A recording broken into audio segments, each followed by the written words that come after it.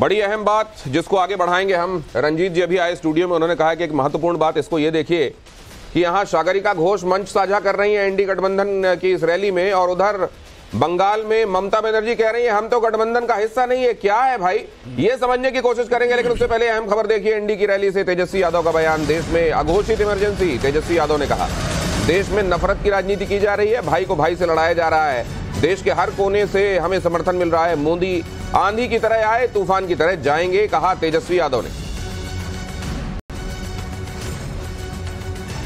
और अभी एक बड़ी अहम बात यह भी हुई कि जब ये नेता बोल रहे हैं तब अचानक मुझे एक आवाज सुनाई दी जिसमें किसी ने आकर कहा सभी मुझसे बड़े हैं यहाँ उम्र में, लेकिन मैं सबसे गुजारिश करना चाहता हूं कि अपनी बात छोटे में कहें ताकि सब कह पाए।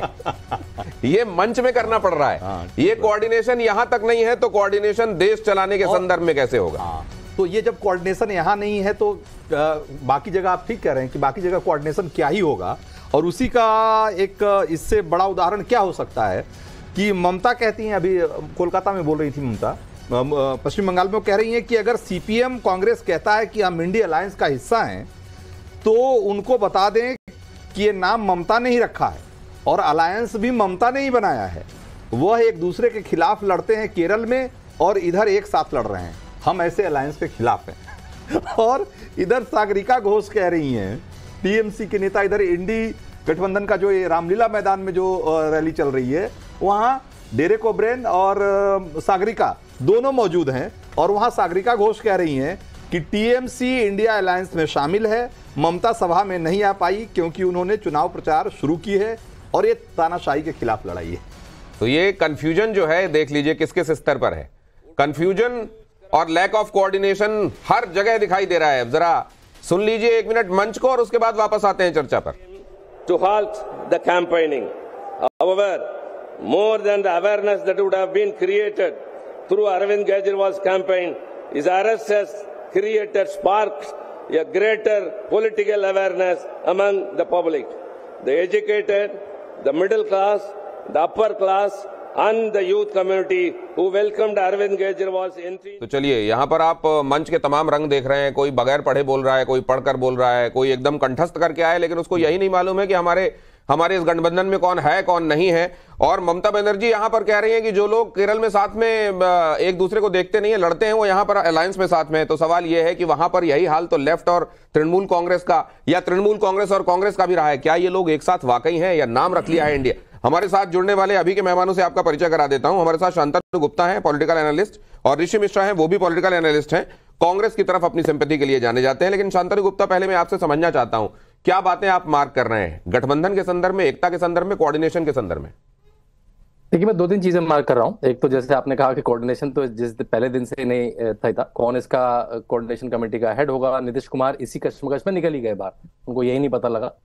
फिर सीटों का बंटवारा हम देख रहे हैं, महाराष्ट्र में दिक्कत आ रही है। रोज कभी संजय निरुपम आके कह रहे हैं शिवसेना बिना किसी कोऑर्डिनेशन के ही, बिना किसी मीटिंग के ही सीटें डिक्लेयर कर रही है। बिहार में भी ऐसा हो रहा है, लालू प्रसाद नहीं चाह रहे हैं कांग्रेस को टिकट दें। और जो खासकर कांग्रेस के जो शहजादे की सीट है उस पे लेफ्ट इतने बड़ा अपना कैंडिडेट ला रहा है। डी राजा की पत्नी एनी राजा राहुल गांधी के अगेंस्ट में चुनाव लड़ रही। तो और एक चीज जो मैं इंगित कर रहा हूं कि जो सुनीता केजरीवाल को मैं देख रहा हूं, तो एक बार को लगता था केजरीवाल जी से हमको एक नई राजनीति की अपेक्षा थी। वो तो उन्होंने करप्शन में तो डुबा दी, लेकिन परिवारवाद भी आ गया यहाँ पे। वहां आतिशी और सौरभ आंख तकाए बैठे थे कि कब मैं सीएम बनूंगा, कब मैं डिप्टी सीएम बनूंगा, ये लोग जेल जाएंगे। लेकिन अब लगता है कि वो भी सुनीता केजरीवाल जब मंच में देखते हैं और वो कुछ और बात कर रहे थे कि 1-1.5 महीने पहले, केवल 1 महीने 1.25 महीने पहले, चाहे वो अजय माकन हो, सुप्रिया सुनेत हो, शीला दीक्षित के पुत्र हो, अलका लांबा हो, वो बिल्कुल कह रहे थे ईडी बिल्कुल ठीक कर रही है, इन सबको जेल में जाना चाहिए। अब वो मंच में है। तो ये बताइए कि ये संविधान पर हमले के खिलाफ रैली है या स्वयं पर हमले के खिलाफ असल में ये लोग एकजुट हो गए हैं? और स्वयं पर हमला इसलिए हो रहा है क्योंकि एजेंसियां उन लोगों पर हाथ डाल रही हैं जो करप्शन कर रहे हैं। अब जरा ये भी समझ लें ऋषि मिश्रा से। आवाज अनम्यूट कीजिए अपने। आवाज आ रही है? हाँ, कहिए कहिए जी। देखिए, हम अपने भाई को सुन रहे थे, राजनीतिक विश्लेषक हैं, करप्शन को लेकर वो बातें कर रहे थे। देखिए, कर्नाटका में 3 दिन पहले रेड्डी ब्रदर्स को इन्होंने कोर्ट में बैठा रखा है। इस रेड्डी ब्रदर्स को भ्रष्टाचार भ्रष्टाचार की बात कर रहे थे ना, अभी भ्रष्टाचार। अरे भैया, क्यों बेचैन हो गए हैं? क्यों बेचैन हो गए? पोल खोलते ही बेचैन हो जाते हैं, बिल बिलाने लगते हैं। जिस रेड्डी ब्रदर पे भ्रष्टाचार के आरोप, तो आप ये कह रहे हैं कि हम भी भ्रष्ट हैं, वो भी भ्रष्ट हैं, आप ये कह रहे हैं? में खेल रहा है। जी बिल्कुल, भ्रष्टाचार के मामले में यदि कोई नंबर 1 है इस हिंदुस्तान में तो वह भाजपा है। आज निर्मला सीतारमण जो वित्त मंत्री हैं, उनके हस्बैंड ने क्या कहा है, इलेक्ट्रॉन बॉन्ड जो है देश का सबसे बड़ा भ्रष्टाचार है। तो निर्मला सीतारमण को क्या पार्टी से निकाल देंगे? निर्मला सीतारमण के पति इस समय आपकी सारी जो आपका इनपुट है वो निर्मला सीतारमण के पति दे रहे हैं आपको पिछले 6-7 साल से। सीधा आप लोग सारा पोजीशन चला रहे हैं। मतलब फर्क तो ऐसा दीजिए नहीं जो आपके स्तर का हो। आप तो बड़े पत्रकार हैं, अपने स्तर पे। अरे भैया, मैंने जो सवाल किया उसका जवाब दीजिए ना। जब देश के वित्त मंत्री के हस्बैंड ये कह रहे हैं कि इलेक्ट्रॉल बॉन्ड जो है देश का सबसे बड़ा भ्रष्टाचार, देश का जो वित्त मंत्री है वो वित्त मंत्री है। देखिए आप लोग फिर भी परिवारवाद पे आ गए, आप परिवार से बाहर ही नहीं निकल पाते। भैया आप निर्मला का लड़का क्या कह रहा है, निर्मला का पति क्या कह रहा है, निर्मला सीतारमण क्या कह रही है वो सोचिए। वो वित्त मंत्रियों का परिवार वित्त मंत्री, आप क्या होता है, एक आदमी होता है पूरा कुनबा वित्त मंत्री बन जाता है, पूरा कुनबा प्रधानमंत्री बन जाता है। ऐसा नहीं होता है, ये नया भारत है, ये नया भारत है। एंकर महोदय, मैं बोल सकता हूँ या नहीं बोल सकता हूँ? यही बोलेंगे तो इनसे ही बोलवा लीजिए। बोलिए, आप ही बोलिए। देखिए नाराज होने से क्या होगा? देखिए आपकी बात को मैंने काट दिया तो आप नाराज हो गए। नाराज फूफा की तरह बैठेंगे तो नहीं होगा। क्या अपने आप में सही नहीं है? शांतनु गुप्ता, ये असल में लोग जानना चाहते हैं कि वो लोग जिनके खिलाफ भारतीय जनता पार्टी एक मुहिम की तरह काम करती है करप्शन के खिलाफ, वो भारतीय जनता पार्टी में आ जाते हैं और उनके गुनाह माफ कर दिए जाते हैं। ये क्यों होता है? अरे नहीं, आप सुनिए ना, आपका सवाल पूछा ना मैंने उनसे। ऋषि जी बिल्कुल ठीक कहा आपने। देखिए अब देखिए आपने तरीके से सवाल पूछा तो मैं इसका जवाब देने का प्रयास करूंगा। ऋषि मिश्रा जी, अब सुनिए ना, आपका सवाल पूछा है मैंने। सब साफ हो जाते हैं। हाँ कहिए। देखिए कांग्रेस के अपोजिशन के खिलाफ जो बहुत सारे मामले हैं वो किसी प्राइवेट पिटीशन के द्वारा शुरू हुए हैं। जैसे मैं मानता हूं जो नेशनल हेराल्ड का मामला है वो किसी भाजपा की या सरकार की पिटीशन के अगेंस्ट में, प्राइवेट पिटीशन के अगेंस्ट है। ऋषि मिश्रा जी और कांग्रेस की पार्टी में मतलब हर चौथा आदमी तो लॉयर है। वो जहां पे भी देखिए मेरा एक लिटमस टेस्ट है करप्शन के लिए। अगर आप अपोजिशन के पास इतनी तो स्ट्रेंथ है कि उसके अगेंस्ट में कोर्ट पे जाए, जितने आप नाम ले रहे हैं उन पर एक तो पिटीशन दिखाइए, जाइए ना उसके खिलाफ लेके तो जाइए 4 सबूत। आपको याद है केजरीवाल जी की पूरी राजनीति वो पर्चियों की थी। कौन से कागज दिखाते थे, मैं शीला दीक्षित को जेल में लेके जाऊंगा, कुछ नहीं करा, उनके साथ हाथ मिला लिया। मैं गडकरी को जेल में लेके जाऊंगा, गडकरी से माफी मांगी। मैं अरुण जेटली को जेल में लेके जाऊंगा, उनसे माफी मांगी। तो देखिए झूठे चैनल में मेरा लिटमस टेस्ट है। अगर आपने चैनल में आके ऐसे चैटरबॉक्स बोला और कोर्ट में नहीं गए, मतलब खोखला है, मतलब मामला खोखला है, मतलब मामला खोखला। जाइए ना कोर्ट में, आपके पास बैटरी ऑफ लॉयर्स है, आपके पास बैटरी ऑफ लॉयर। नीरज राय हमारे साथ जुड़ गए हैं टीएमसी के, एक बार उनके पास भी चलते हैं। नीरज राय, ये हो क्या रहा है? कई बार समझ में नहीं आ रहा कि भाई ये कौन सा गठबंधन है, किस तरह की पॉलिटिक्स है, किस तरह का चुनाव लड़ रहे हैं आप। ममता वहां रैली कर रही है पश्चिम बंगाल में, वो क्या कह रही हैं, और यहां सागरिका घोष और डेरेक ओब्रायन कुछ और कह रहे हैं। ममता वहां कह रही हैं कि मैं आपको बताऊंगी कि टीएमसी को वोट क्यों देना है, बीजेपी को वोट क्यों नहीं देना है, सीपीएम को वोट क्यों नहीं देना है, कांग्रेस को वोट क्यों नहीं देना है। वो कह रही है कि कांग्रेस को वोट देने का मतलब बीजेपी को वोट देना है। और यहां सागरिका घोष क्या कह रही है? सागरिका घोष ये कह रही है कि भाई वो टीएमसी इंडिया अलायंस का हिस्सा है। तो ये आप लोग ये कौन सा गठबंधन कर रहे हैं भाई, और कौन सी पॉलिटिक्स है? ये इनके मूल पे है। जी, पहले तो ये दुरुस्त कर दूं कि मैं टीएमसी का प्रवक्ता नहीं हूं, राजनीतिक विश्लेषक हूं। लेकिन जो आप सवाल पूछे हैं उस सवाल का माकूल जवाब भी मैं दूंगा, आपको अभी दे भी रहा हूं। हाँ दीजिए ना। देखिए चुनाव जो हो रहा है, ये चुनाव हो रहा है, केंद्र का चुनाव है, राष्ट्रीय स्तर पे चुनाव हो रहा है। तो इस पर जो है वर्तमान की जो चल रही है सरकार और इस पार्टी की नीतियों के खिलाफ चुनाव है। जो थेथरोलॉजी को अपना एक ऐसा हक और अधिकार समझ ली है, हार समझ ली है पार्टी, उस पार्टी के खिलाफ चुनाव है। अभी मैं सुन रहा था, यह तो दूसरी चीज है कि वहां पर टीएमसी लड़ रही है अकेले और देश में चुनाव चल रहा है, कांग्रेस को बोल रही है कि भाजपा के खिलाफ आप वोट दें या कांग्रेस को दे, सब बराबर है। अब बताइए, पहले अभी मैं सुन रहा था ऋषि मिश्रा जी से और भाजपा के बता रहे थे। हमने जो पूछा उसका जवाब दीजिए ना, उसके बाद जाइएगा ऋषि मिश्रा पे। मैंने आपसे पूछा कि भाई आप इंडी गठबंधन का हिस्सा है कि नहीं है। अगर आप इंडी गठबंधन का हिस्सा है कि नहीं है, सीधी सी बात। यहाँ पर यह है, सुनिए भाई साहब, मुद्दा यहाँ पर यह है कि भारतीय जनता पार्टी ये बताए कि पिछले 10 अरे आप नीरज राय एक सवाल का जवाब दीजिए, क्या टीएमसी इंडिया अलायंस में है कि नहीं है?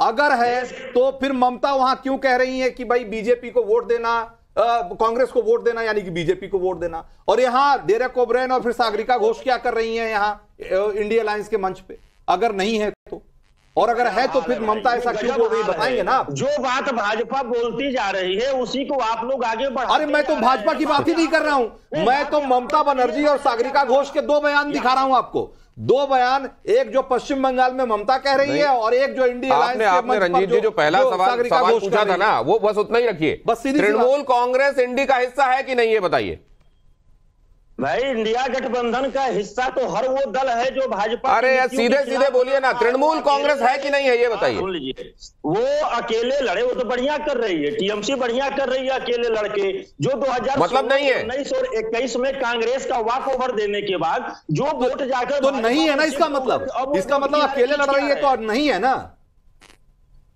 अरे भाई, इसकी रणनीति आपको तैयार करेंगे नहीं और भाजपा तो तैयार करेगी नहीं। अरे ये सवाल है भाई, जनता को आप, अच्छा जनता को ऐसे गुमराह करते रहेंगे क्या आप लोग कि भाई पश्चिम बंगाल में कुछ और बोलिए, पश्चिम बंगाल में कुछ और बोलिए, और दिल्ली में आकर कुछ और बोलिए, वहां अपने मंच से कुछ और बोलिए, और जब इंडी के मंच पर आ जाइए तो कुछ और बोलिए। ऋषि मिश्रा इसका जवाब देना चाह रहे हैं जो आप पूछ रहे हैं। ऋषि मिश्रा कहिए।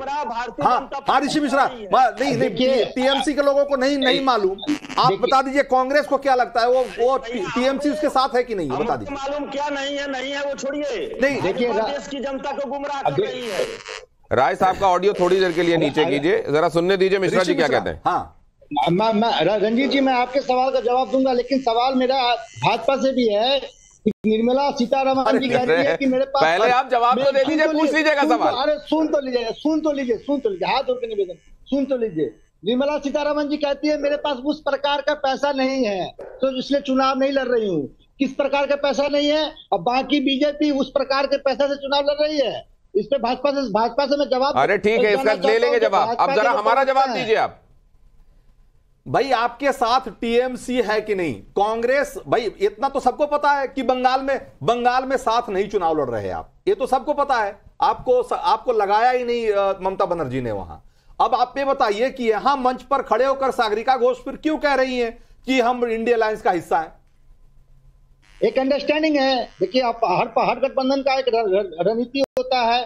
टीएमसी को या कांग्रेस को लग रहा है कि अलग अलग लड़ने से उनको फायदा हो सकता है, तो ये रणनीति है। ये रणनीति टीवी एंकरों को बताने की जरूरत नहीं। एक सेकंड आप ये सुन लीजिए, ममता बनर्जी ने क्या कहा। बताया जाता भाई, देश की जनता, आप मंच पे खड़े होकर जब बोल रहे हैं तो आप टीवी एंकर के लिए बोल रहे हैं क्या? आप लोगों के लिए बोल रहे हैं ना, देश की जनता के लिए बोल रहे हैं ना, वोटर्स के लिए बोल रहे हैं ना। तो हम वोटर्स की तरफ से हम सवाल कर रहे हैं ना ऋषि मिश्रा। ये मैं अपनी जानकारी के लिए थोड़ी कर रहा हूं। मुझे इस बात से क्या फर्क पड़ता है कि टीएमसी साथ है कि नहीं, कांग्रेस साथ है कि नहीं, लेकिन इस देश की जनता को फर्क पड़ता है। राष्ट्रीय लेवल पे कोऑर्डिनेशन है और टीएमसी जो है इंडिया गठबंधन का हिस्सा है, नो डाउट। बंगाल में वो अलग अलग लड़ रहे हैं। जरा थोड़ी देर के लिए चलते हैं एक बार फिर से इंडी गठबंधन के उसी रैली में जहां पर कि अखिलेश यादव कुछ बोल रहे हैं। जरा सुनिए जरा 2 मिनट, उसके बाद फिर लौटते हैं। दिल्ली वाले आज दिल्ली से बाहर गए हैं, ये समझ लेना हम सब लोग आने वाले हैं। और दिल्ली से जो बाहर जा रहे हैं आज, वो हमेशा के लिए बाहर जा रहे हैं। ये लोग जो नारा देते हैं 400 पार, ये लोग जो नारा दे रहे हैं 400 पार, अगर आपके 400 पार हो रहे थे तो आम आदमी पार्टी के नेता से आपको घबराहट किस बात की है?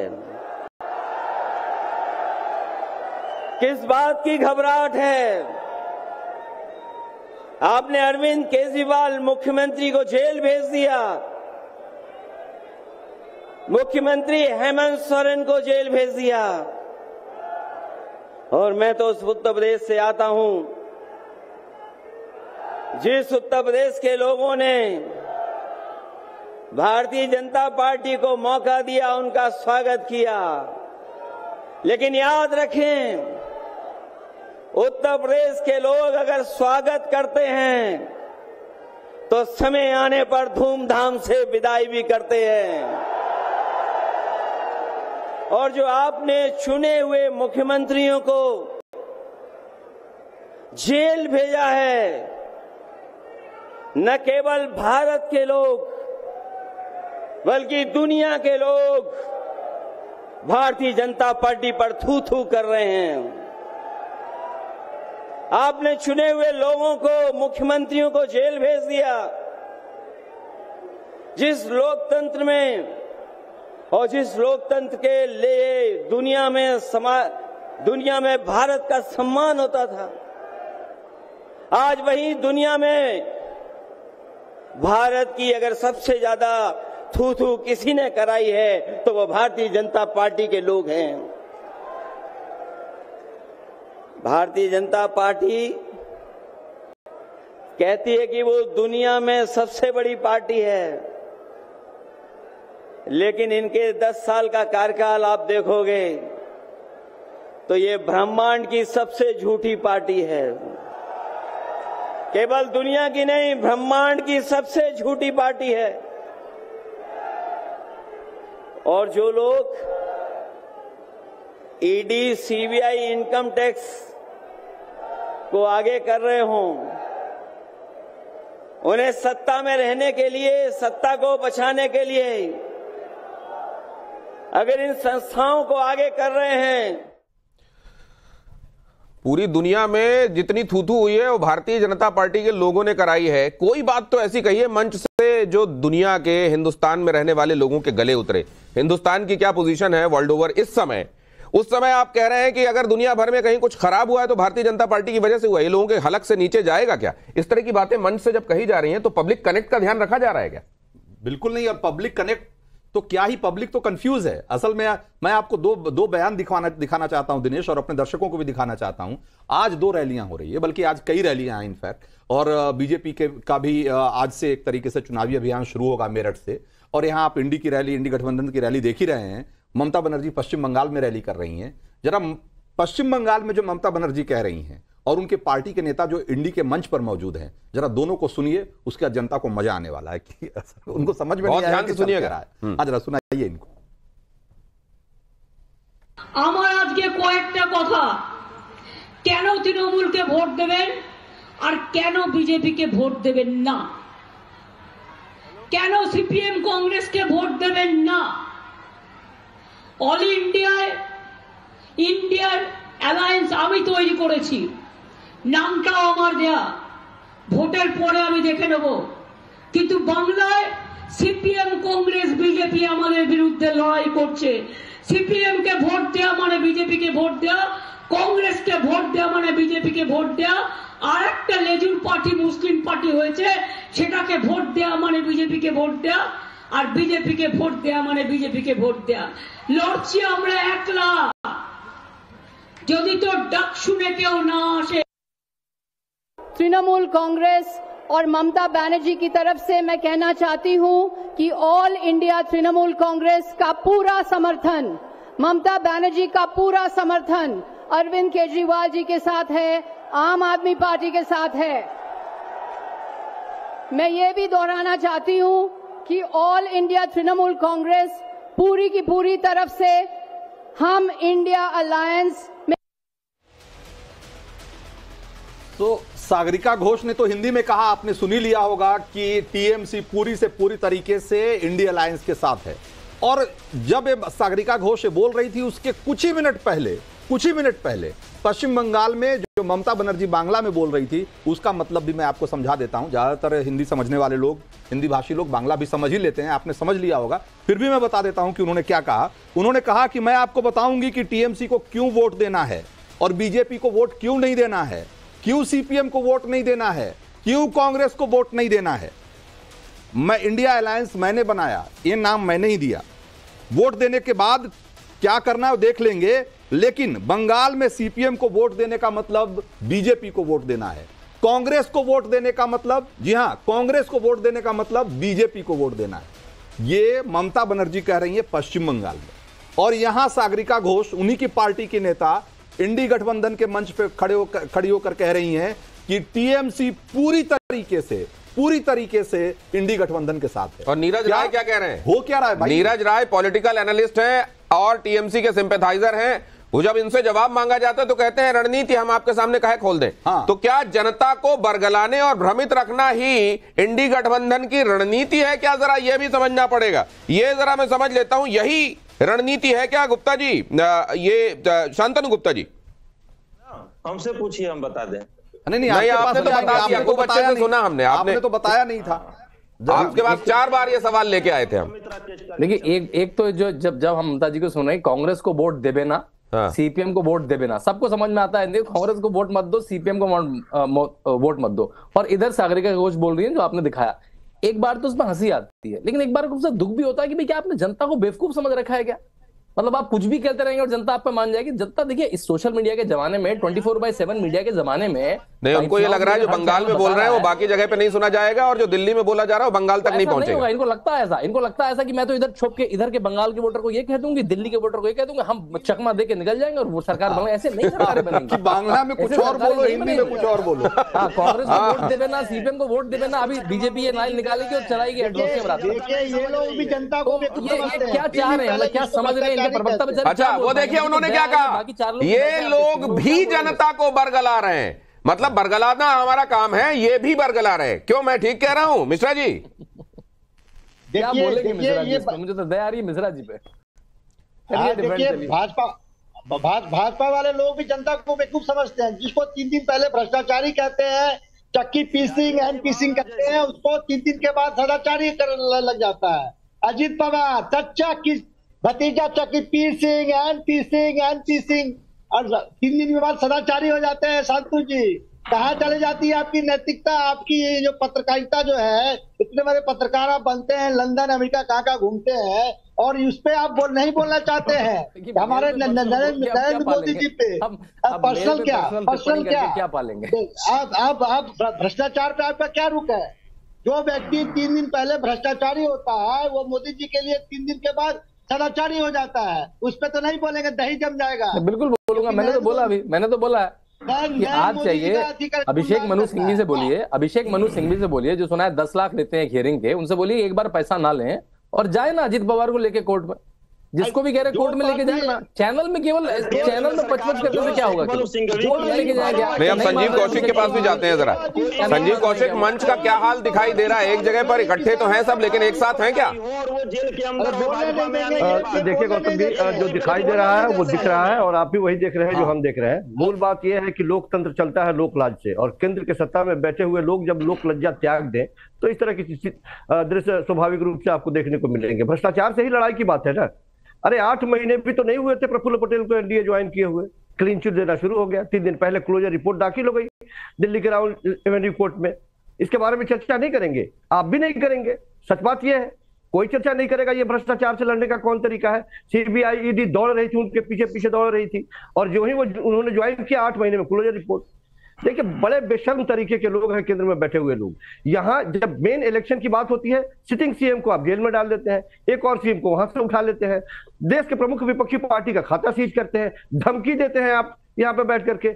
आप लगातार यहाँ बैठे हुए जो लोग जो सवाल पैदा कर रहे हैं, वो सबसे बड़ा सवाल ये पैदा कर रहे हैं कि ये सारे लोग आपस में एक दूसरे के विरोध में पहले लड़ते थे। हाँ, लड़ते थे। एक महत्वपूर्ण बात अभी शांतनु गुप्ता कह रहे हैं, संजीव कौशिक, उसका जवाब आप भी दीजिए ना, कि जो भी करप्ट आपकी निगाह में है और जा रहा है और भारतीय जनता पार्टी ज्वाइन कर ले रहा है, तो आप उसके खिलाफ जाते क्यों नहीं है कोर्ट में? उसके खिलाफ सबूत रखते क्यों नहीं? उसको सजा क्यों नहीं दिलवाते हैं आप? सबसे बड़ी मुश्किल यही है कि जब कोई बोलना शुरू कर देता है आप लोग धारा। अरे तो आपकी बात पे मैंने एक ज्वाइंडर डाला है, उसका जवाब दीजिए। हम जो कह रहे हैं ना, हम जो कह रहे हैं वो बात सुनिए तो सही। कम से कम जब लार्ज प्रोस्पेक्टिव में जब बातें ध्यान में आती है और लगता है कि जब लोकतंत्र ही नहीं बचेगा तो लड़ेंगे किससे?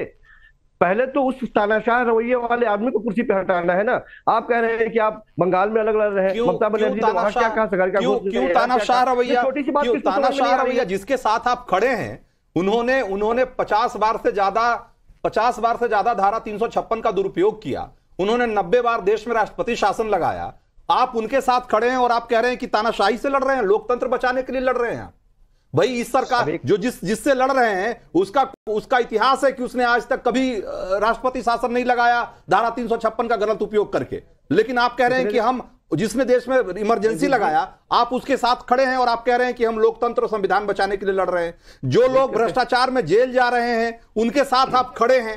जिनके साथ, और आप कह रहे हैं कि आप संविधान बचाने के लिए और कानून बचाने के लिए लड़ रहे हैं। ये कौन सी लड़ाई है भाई? रंजीत जी, उम्मीद रखते हैं कि आप हमें भी बोलने का मौका देंगे। नहीं तो बोलिए ना। केवल 10 साल में जो सरकार केवल अपनी पीठ थपथपा रही हो, अपने बारे में कुछ नहीं बात कर रही हो, अपने भ्रष्टाचारियों को चादर के तले ढक ले रही हो, और केवल पिछली सरकारों के भ्रष्टाचार को लेकर के उजागर करती हो और कॉकस बनाती हो और उसे अपने ही पार्टी में इस्तेमाल करती हो। जुड़ जाने के बाद अपने भ्रष्टाचारी और दूसरे भ्रष्टाचारी क्या? भ्रष्टाचारी होता है अपना भ्रष्टाचार और दूसरे का भ्रष्टाचार क्या होता है? भ्रष्टाचारी है। केवल सत्ता से हटने दीजिए ना। तो आप इंतजार करिए, सत्ता में से हटेंगे तो आप उनके खिलाफ करिएगा। भाई एक बात बताइए कि ऐसा थोड़ी है कि सरकारें नहीं बदल रही हैं। केंद्र में सरकार नहीं बदल रही है, राज्यों में तो सरकार बदल रही है ना संजीव जी। राज्यों में तो सरकारें बदल रही है, तो जहां बदल गई तो वहां आप निकालते हैं उनका चार भ्रष्टाचार। आपको कोई रोक रहा है क्या उनके खिलाफ कार्रवाई करने से? आप कर्नाटक में आज आपकी सरकार है, आपकी तेलंगाना में सरकार है, आप करिए जो कर सकते हैं। नियंत्रण में है कि राज्यों के आपकी हिमाचल में सरकार है, इसके पहले वहां बीजेपी की सरकार थी, निकालते चार भ्रष्टाचार। कौन रोक रहा है? ये सरकार का और मोदी जी का। अब यही खेल होगा कि आप मेरा भ्रष्टाचार निकाले, हम आपका। अरे भाई तो नहीं, तो इसका मतलब यह है कि सारे कि चोर मौसेरे भाई का खेल चल रहा है, चलता रहना चाहिए कि तुम मेरा भ्रष्टाचार छिपाओ, मैं तुम्हारा भ्रष्टाचार छिपाऊंगा, और इस तरीके से सब मिलकर लूटते रहेंगे और मौज चलती रहेगी हमारी। हम क्या बोलेंगे रंजीत जी? सब कुछ आप ही बोलेंगे तो हम क्या बोलेंगे? अरे तो मैं तो ये पूछूंगा ना आपसे, आप अगर आप पूछ लीजिए तो सुन तो लीजिए ना। हाँ बोलिए ना। और अगर आप दोनों बोलेंगे तो राहुल गांधी जो बोल रहे हैं उसको कौन सुनेगा? जरा वो भी तो सुन लीजिए, तो कह रहे हैं वो। 2 मिनट सुनना चाहिए राहुल गांधी को भी, सुनिए जरा। हाँ, बड़े नेता बैंक अकाउंट बंद कर दिए गए हैं। चुनाव के बीच में देश की सबसे बड़ी ऑपोजिशन की पार्टी के सारे अकाउंट बंद कर दिए। हमें कैंपेन चलाना है, हमें लोगों को प्रदेशों में भेजना है, पोस्टर लगवाने हैं, सारा का सारा जो हमारे रिसोर्सेज हैं, बैंक अकाउंट बंद कर दिए गए। तो ये कैसा चुनाव हो रहा है? नेताओं को धमकाया जाता है, पैसे देकर सरकारों को गिराया जाता है, नेताओं को जेल में डाला जाता है। केजरीवाल जी को, सोरेन जी को ये पूरी की पूरी मैच फिक्सिंग करने की कोशिश की जा रही है।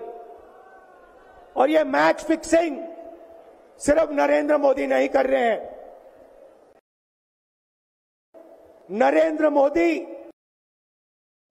और हिंदुस्तान के 3-4 सबसे बड़े अरबपति मिलकर कर रहे हैं। ये सच्चाई है। और ये मैच फिक्सिंग क्यों हो रही है? भाई और बहनों, इसका सिर्फ एक लक्ष्य है कि हिंदुस्तान का संविधान,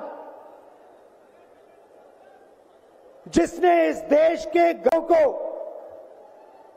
भविष्य दिया, सपने देखने का हक दिया, उस संविधान को हिंदुस्तान के गरीब जनता से के हाथ से छीनने के लिए यह मैच फिक्सिंग की जा रही है। और मैं आपको बताना चाहता हूं कि जिस दिन यह संविधान खत्म हो गया, उस दिन यह हिंदुस्तान नहीं बचेगा। इसको पुलिस से, धमकी से नहीं चलाया जा सकता है। यह जो संविधान है, हिंदुस्तान की जनता की आवाज है, हिंदुस्तान के दिल की धड़कन है। इसको जिस दिन खत्म कर दिया गया, उस दिन यहां तो राहुल गांधी कह रहे हैं कि संविधान से चलेगा देश और धमकी से और वगैरह वगैरह से नहीं चलेगा, डरा के पुलिस से नहीं चलेगा। संविधान खतरे में। हाँ, तो क्या भ्रष्टाचार से चलेगा देश? क्या परिवारवाद से चलेगा देश? क्या ये जो राहुल गांधी कह रहे हैं वो एक तरफा बात जो और दूसरे क्या कंफ्यूजन से चलेगा देश, जो कंफ्यूजन चल रहा है, जो कंफ्यूजन चल रहा है। ये सवाल है कि भाई एक तरफ आपकी पार्टी के जो घटक हैं अलग अलग मंचों पे अलग अलग बात करते हैं, यहां आते हैं, जब एक साथ आते हैं तो कुछ और बात करने लगते हैं। तो भाई लोगों को जब तक ये नहीं पता लगेगा कि कौन किसके साथ है और किसको किसके लिए वोट करना है, हाँ, गोल पोस्ट किधर है, तब तक कौन कौन क्या चुनाव लड़ रहे हैं साहब आप, बिल्कुल, और क्या राजनीति कर रहे हैं। चंद्रमोहन शर्मा जी से आइए इसका जवाब लेते हैं। चंद्रमोहन शर्मा जी, क्यों भ्रम फैलाया जा रहा है लोगों के बीच में? देखिए, भ्रम क्यों फैलाया जाए ये तो ना तो वो मीडिया के लोग तय करेंगे जो अपनी मजबूरी के तहत, अरे तो टीएमसी और कांग्रेस तो तय कर ले, उसमें आप हो या कोई भी हो। अब दूसरे विषय की बात आती है, आज जो इंडिया गठबंधन की जो रैली हुई है वो उन मुद्दों की रैली है जिन मुद्दों को शायद मजबूर पत्रकार 2014 में जो सरकार यूपी से पूछा करता था जवाब, वो आज 2014, 2019, 24 के महीने के ऊपर नहीं आ रखा और वो मजबूर मीडिया नतमस्तक हो रखा है। कौन सा सवाल, कौन सा सवाल चंद्रमोहन जी बताइए तो जरा, पूछा जाए कौन सा सवाल है, सवाल क्या जरा बताइए तो। नहीं बताइए ना, वो सवाल नहीं होता ना, कौन सा सवाल। पहले मैं एक तस्वीर दिखा रहा हूं कि तस्वीरें बहुत कुछ बोलती हैं। हाँ। ये तस्वीर आपके स्क्रीन पे आ रही है, जिस स्क्रीन के अंदर वो इमोशनल, वो सब इमोशनल मुद्दे छोड़िए, वो सब इमोशनल गप छोड़िए, आप ये बताइए कौन से सवाल, हार्ड फैक्ट्स पे बात करिए, हार्ड फैक्ट्स पे बात करिए, कौन से सवाल पूछे जाने चाहिए जो नहीं पूछा जा रहा है, बताइए। रूप के अंदर महामहिम खड़ी है और वो चंद्रमोहन जी ये सब छोड़िए ना, कहाँ चक्कर में आप पड़े हुए, कौन खड़ा है कौन बैठा है, इससे ये सब, इससे देश को जो है ना, इस देश को कि उसको कोई फर्क नहीं पड़ता कि कौन खड़ा है कौन बैठा हुआ है, उनको भी नहीं मालूम कौन सा सवाल, इस बात से सवाल ये वो उनको कहना था, यस मजबूर कह देना था। चंद्रमोहन जी ये बताइए कि कौन से सवाल पूछे जाने चाहिए जो नहीं पूछा जा रहा है, बताइए कौन से सवाल। विपक्ष को गुस्सा नहीं करना चाहिए, अरे लीजिए हो गया, विपक्ष को उन मजबूर लोगों की बात का जवाब देना चाहिए। अरे मैं चंद्रमोहन जी एक लाइन का सवाल पूछ रहा हूं, कौन सा सवाल पूछा जाना चाहिए जो नहीं पूछा जा रहा है, जो देते हैं कम से कम आप नहीं बोले उनको वो। चंद्रमोहन शर्मा जी सोच लीजिएगा वो कौन सा सवाल, अभी टाइम देते हैं आपको, वो कौन सा सवाल है जो पूछा जाना चाहिए था, हम नहीं पूछ रहे हैं। लेकिन तब तक तारिक खान के पास जाते हैं। तारिक खान, अभी हमने सुना समाजवादी पार्टी की तरफ से ये बात कही गई मंच से कि पूरी दुनिया में थू-थू हो रही है और बीजेपी की वजह से थू-थू हो रही है, क्या ये वो बात आप कह रहे हैं जो दिखाई दे रही है लोगों को? क्यों यूएस ने और जर्मनी ने ये नहीं कहा कि हम रोज बिल्कुल बहुत सीरियसली देख रहे हैं कि वहां की जुडिशियल प्रोसेस क्या हो रही है और गवर्नमेंट क्या कर रही है? नहीं कहा, ये झूठ बोल रहे हैं, ये मैं झूठ बोल रहा हूँ क्या? आप नहीं मानेंगे इस बात से? तो उस बात को अगर अखिलेश जी दोहरा दें तो बड़ी गलती कर दिया उन्होंने। और अभी आप कह रहे थे आपके हिसाब से वो लोग भ्रमित हैं, लोगों को भ्रमित किया जा रहा है। अच्छा भाई, अभी वहां मैदान में 2-4 हजार लोग तो होंगे ना उसके हिसाब से, आई थिंक तो मेरे ख्याल में 5000 लोग होंगे, तो 5000 लोग भ्रमित। अरे तो तृणमूल कांग्रेस आपका हिस्सा है कि नहीं है इंडी गठबंधन का? भाई यार भीड़ कैसे रैलियों में आती है तारिक खान, किसी को किसी से छुपा हुआ है क्या? इससे क्या साबित करना चाहते हैं कि 5000 लोग हैं तो भ्रमित नहीं है? भाई मैं तो कह रहा हूं कि इंडी गठबंधन के नेताओं के 2 बयान मैंने सुनाए आपको, 2 बयान सुनाए, सागरिका घोष कुछ कह रही है और ममता बनर्जी कुछ कह रही है, मैंने तो आपको सुना दिया, उसमें मुझे क्या कहना है और आपको क्या कहना है? जिस प्रोसेस में मोदी जी की रैली में भीड़ आती है उसी प्रोसेस में इस रैली में, हाँ तो इसीलिए आती होगी, उससे हमें क्या फर्क पड़ता है, इस बात से हमें क्या लेना देना। इसलिए आप मुझे मत बताइए कि कितने लोग हैं और उससे क्या, उसका कोई मतलब नहीं है हमारे लिए। मैं मुद्दों की बात कर रहा हूँ, और मैं इश्यूज की बात कर रहा हूँ, आप उस पर बात करें। वही मंत्री मुख्तार अंसारी के लिए कैसा बयान देते हैं तो पूछना चाहिए, क्योंकि आप राहुल गांधी पे पूछेंगे, अखिलेश जी पे पूछेंगे, केजरीवाल पे पूछेंगे, ममता बनर्जी पे पूछेंगे। नहीं चंद्रमोहन शर्मा, आपको बोलने दिया गया ना, अब आप 1 मिनट रुकिए, तारिक खान को अपनी बात करने दीजिए, उसके बाद हम फिर आपके पास आएंगे। मैं ये कह रहा हूं कि जिस प्रोसेस से मोदी जी की रैली में भीड़ आती है वैसे यहाँ भी। हाँ तो ठीक है ना, मुझे इससे कोई फर्क नहीं पड़ता, आप मुद्दों पे आइए, कौन सवालों पे आइए। मुद्दों पे आ रहा हूँ। अब अखिलेश जी ने जो इंटरनेशनल लेवल पे बातें कही, पीडीए भी पूछ लीजिए इनसे, पीडीए और इंडिया, अब उस बात को अखिलेश जी रिपीट कर रहे हैं, उसकी तमाम झूठे बातें किए जाते हैं और तमाम बातें, और केजरीवाल। अरे तारिक साहब, आपसे एक सीधा बात पूछी गई है कि आप लोग एक साथ हैं क्या, तृणमूल कांग्रेस आपके साथ है क्या? आप इंडी के दिल से हिस्सा हैं क्या? तो फिर पीडीए क्यों करते हैं? सीधी बात पूछी जा रही है, सीधा जवाब दे दीजिए। पीडीए एक आइडिया है, इंडिया गठबंधन पीडीए हमारी आत्मा है। अखिलेश जी ने पता है क्या, पीडीए भगवान है। तो मैं रिपीट कर रहा हूं, पीडीए हमारा भगवान है। तो इंडिया क्या है आपके लिए? मैं रिपीट कर रहा हूं, I am feel proud feel करता हूं कि अखिलेश जी ने कहा। अरे तो आइडिया ऑफ इंडिया की ही तो बात कही गई थी ना जब इंडिया बना था। आप कह रहे हैं आइडिया है पीडीए और ये गठबंधन है। गठबंधन मतलब ऐसे ही कर दिया जाता है जिसमें कोई आइडिया नहीं होता, जिसके पीछे कोई उसूल नहीं होता, कोई प्रिंसिपल नहीं होता। प्रिंसिपल है न्याय दिलाने का, उसके लिए हम साथ में आए। अच्छा एक बात बताइए मुझे, एक सवाल का जवाब दीजिए मुझे। 1977 में भारतीय जनता अपनी पार्टी का अस्तित्व खत्म कर सकता है, तब देश की रिक्वायरमेंट थी और अपनी पार्टी। अरे तो उस समय कोई इमरजेंसी लगी हुई है क्या? कोई इमरजेंसी लगी हुई है क्या? कौन सी ऐसी कौन सी आफत आई पड़ी है भाई? ये कौन सा संविधान और कौन सा लोकतंत्र खतरे में है? आप बताइए ना। लोकतंत्र और संविधान ये नहीं है। विपक्ष सोच लेगा कि संविधान खतरे में है तो संविधान खतरे में आ जाएगा।